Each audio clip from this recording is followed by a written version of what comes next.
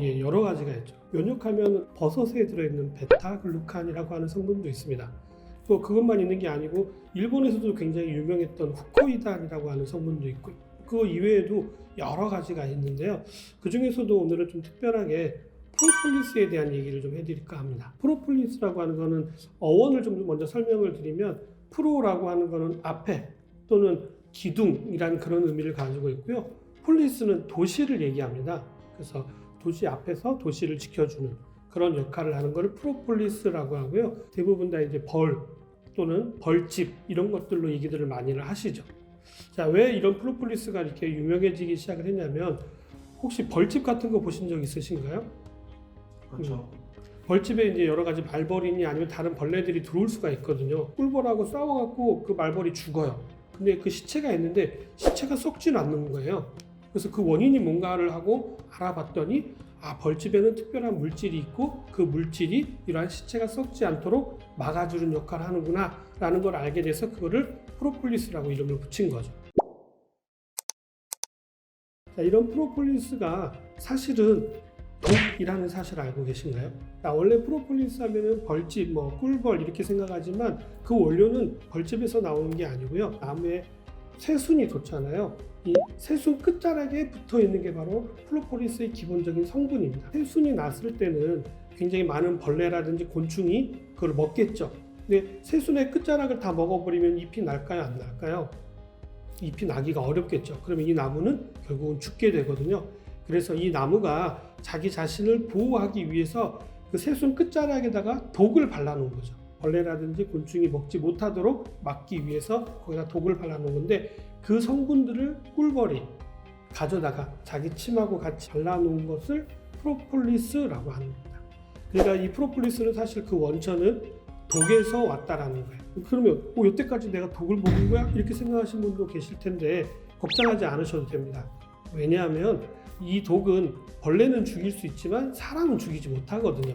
사람들이 이용하기 시작을 한 겁니다. 프로폴리스와 똑같은 원리로 만들어진 것들이 있는데요. 그게 바로 뭐냐면 우리 산림욕이라고 들어보셨나요? 산림욕 할 때 막 나무에서 나오는 걸 뭐라고 그래요? 침엽수에서 나오는 거를 피톤치드 들어보셨죠? 맞습니다. 피톤치드도 마찬가지로 자기 몸을 보호하기 위한 보호 물질입니다. 독성을 가지고 있죠. 프로폴리스가 어떻게 면역력을 높여줄까요? 또 독이라고 하는데. 자, 옛말에 이런 얘기가 있죠. 독은 곧 약이고 약은 곧 독이다. 독이 우리 몸에 들어오면 그것들을 방어하고 움직이기 위해서 우리 몸에 변화들이 나타나는데 그게 바로 면역에 자극을 주는 겁니다. 그래서 면역력이 더 예민해지고 밀어내야지라는 마음을 갖게 만드는 역할을 하기 때문에 면역력이 높아지는 거거든요. 질문이 있는데요. 네. 프로폴리스는 면역력 말고도 다른 데에 도움이 되는 게 있나요? 예, 그 기능이 엄청나게 다양합니다. 가장 대표적으로 플라보노이드가 있습니다. 이러한 플라보노이드는 강력한 항염 작용을 가지고 있고 항암 작용을 가지고 있고요. 또 항산화 작용까지도 가지고 있는 성분입니다. 암에도 좋다고 하는 아르테페린이라든지 아니면 에스텔류 같은 유기화합물도 아주 풍성하게 가지고 있기 때문에 다양한 기능이 있는데요. 이러한 프로폴리스는 천연의 항생제, 천연의 페니실린이라고 이야기하고 있습니다. 이러한 다양한 성분들이 항염에 굉장히 도움이 되기 때문에 염증을 가라앉히는데 아주 탁월한 효과가 있다고 알려져 있는데요. 자, 염증하면 우리 몸에서 어느 부위에 얼마만큼 나타날 수 있는지 한 가지 좀 짚어볼까요? 생각보다 굉장히 많이 있습니다. 먼저 혹시 두피에 지루성 피부염이라고 들어보셨나요? 뇌에도 염증이 생깁니다. 그걸 뭐라고 해요? 뇌염이라고 합니다. 뇌를 감싸고 있는 막이 있는데요. 그걸 뇌수막이라고 하는데 뇌수막염 그것도 아마 들어보셨을 거예요. 그것도 염증입니다. 눈에는 각막염, 결막염, 코에는 비염, 귀에는 외이염, 중이염, 내이염, 또 입안에도요. 치주염, 치은염, 설염, 구각염, 구내염, 그리고 목에도 편도선염, 이하선염, 또 후두염, 기관지에도 염증이 생기죠. 기관지염, 그리고 폐에도 염증이 생길 수 있잖아요. 폐렴, 식도에도 염증이 생기죠. 식도염, 위에도 염증, 위염, 십이지장염.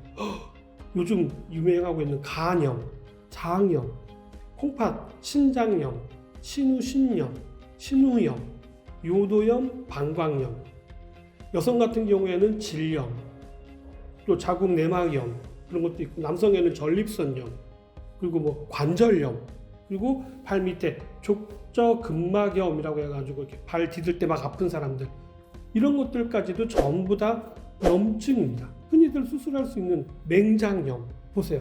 벌써 이렇게 꼽아봐도 한 30여 가지가 금방 되거든요. 그 정도로 우리 몸에는 언제든지 염증이 생길 수 있는 부위가 많다라는 사실이고요. 의외로 이런 염증이 많아서 만성 염증으로 해서 나타나는 질환들이 굉장히 많습니다. 가장 대표적인 것 중에 하나가 바로 암도 잦은 염증에 의해서 세포가 돌연변이가 생기는 거고요. 그래서 암세포가 만들어진다라고 이야기하는 분들도 굉장히 많이 있습니다.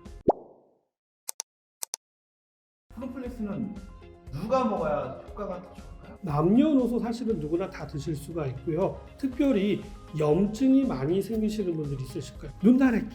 눈다래끼도 염증이거든요. 비염, 염증이고 축농증도 염증이거든요. 또 이게 면역과도 연관되어 있다고 말씀드렸잖아요. 그래서 무정, 습진 이런 데도 전부 다 도움이 될 수가 있기 때문에 남녀노소 누구나가 다 드실 수 있습니다. 염증이 있다라고 처방을 받을 경우에는 항생제를 드시게 되는데, 항생제를 드시는 데는 두 가지 문제점이 있을 수가 있어요.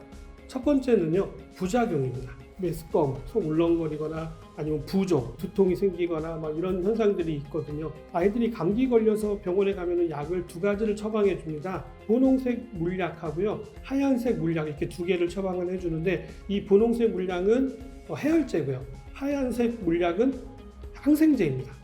근데 이 항생제만 먹으면 설사를 하는 아이들이 있어요. 이 아이들이 이 항생제가 맞지 않기 때문에 설사를 하는 거거든요. 그렇기 때문에 반드시 다시 병원에 가셔가지고 약을 바꿔달라라고 얘기하시면 의사 선생님이 다른 약으로 바꿔주실 거예요. 이 약 이름이 무엇인지, 이 항생제 이름이 뭔지를 엄마가 물어보셔야 돼요. 그래서 기억하셨다가 나중에라도 아이가 병원에 가셔서 항생제를 맞아야 될 경우가 생길 수 있잖아요. 그럴 때 간호사가 질문하거든요. 이 아이 항생제 알러지가 있으신가요? 이렇게 물어보면 네, 이 약에 대해서 알러지가 있어요, 또는 이 약이 안 맞아요, 이렇게 얘기해 주시면 빨리 조치가 될 수가 있겠죠. 하얀색 약 먹고 설사하는 경우가 있다면 이 약의 이름이 뭔지 또는 성분이 뭔지를 엄마가 꼭 기억해 두시는 것도 중요한 팁이 될 수 있습니다. 또 두 번째 문제는 뭐가 나타날 수가 있냐면 내성이 생겨요. 자, 처음에는 하나만 먹어도 효과가 엄청나게 좋아요. 그 다음번에 또 같은 일이 벌어졌을 때는 2알 먹어야 되고요, 그 다음에는 4알 먹어야 돼요. 더 나중에는 이걸 왕창 먹어도 전혀 효과가 나타나지 않게 되는 일이 벌어질 수가 있어요. 본인의 내성으로만 끝나면 다행인데요, 이런 내성이 생기는 과정에서 바이러스나 박테리아가 돌연변이를 일으켜요. 그래가지고 어떠한 항생제를 넣어도 죽지 않는 슈퍼바이러스, 슈퍼박테리아가 만들어지는데, 요즘 유행하고 있는 여러 문제점들이 있는 바이러스들이 전부 다 그렇게 만들어진 것들이 대부분입니다. 그래서 약이 없다라고 얘기하잖아요. 항생제를 드실 때는 주의가 꼭 필요합니다. 그래서 항생제 오남용하시지 않으셔야 되고요. 이것을 대체할 만한 게 있어야 되는데, 그게 바로 뭐냐면 오늘 말씀드렸던 프로폴리스입니다. 굉장히 좋은 약인 것 같은데요. 아, 예. 그러면 그냥 아무나 먹어도 돼요? 이제 물론 누구나 다 드실 수는 있는데요, 딱 한 부류의 사람들은 주의가 필요합니다. 왜냐하면 이런 프로폴리스는 벌집에서 채취를 하다 보니까 꽃가루 알러지가 있거나 꿀 알러지가 있으신 분들은 드실 때 주의가 필요합니다. 그런 분들은 드시기가 어렵고요. 그런 알러지가 없다라고 하신 분들은 염증이 있었을 때는 남녀노소 누구나 다 드셔야 되고요. 또 한 가지 팁을 드리자면, 보통 심혈관 질환하면 뭐 콜레스테롤이나 중성지방 이런 것만 굉장히 많이들 신경 쓰시는데, 사실은 그걸로 인해서 문제가 되어지는 이유가 뭐냐면 혈관에도 염증이 생긴다는 거예요. 혈관에 염증이 생기면 콜레스테롤이 막 가서 쌓이게 되고, 그래서 나중에 뭐 혈관이 막혀지고 그래서 문제가 발생되어지는 일들이 생기거든요. 그렇기 때문에 뭐 심혈관 질환이 있으신 분들은 혈액순환 관리만 하실 게 아니라 혈관에 염증이 생기지 않도록 꼭 프로폴리스로 관리하시는 것들을 권장해 드립니다. 오늘 어떠셨나요? 면역에 대해서 먼저 질문을 하셨는데, 면역도 높이고 염증도 잡아주고 또 그 밖에 여러 가지 다양한 곳에 쓰일 수 있는 프로폴리스에 대해서 말씀을 드렸는데 좀 도움이 되셨나요?